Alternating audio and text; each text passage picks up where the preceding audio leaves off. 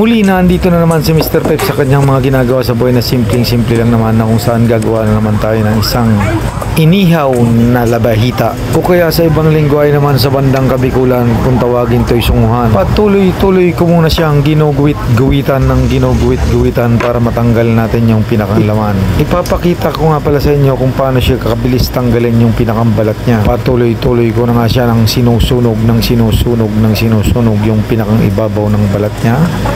At ito'y gumagalaw ng gumagalaw at pumapalag ng pumapalag pa. Makikita mo naman paangat na siya ng paangat yung balat niya habang nasusunog natin siya.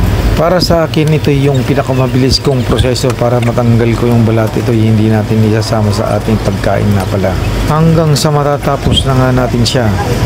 Ito na nga yung sinasabi ko sa inyo, natatanggal na natin ng walang kahirap-hirap talaga siya. Ganun lang siya kadali.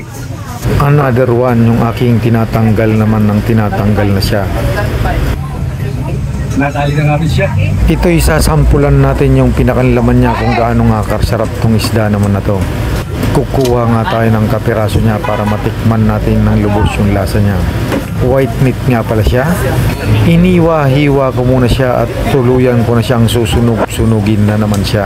Patuloy-tuloy ko na nga siyang sinusunog o kaya nililiyab na para siya'y matusta na. Wala na tayo ibang gagawin dito kundi pakunayan natin siya kung gaano nga kasarap yung lasa. Tayo na yung musika at yung dila na nga natin yung magpapatunay talaga. Hello. First bite?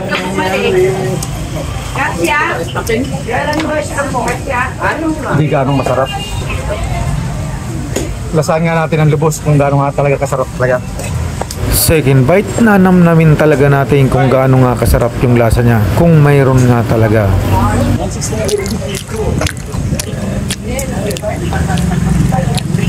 Hindi ganong masarap pero pwede na siguro siya.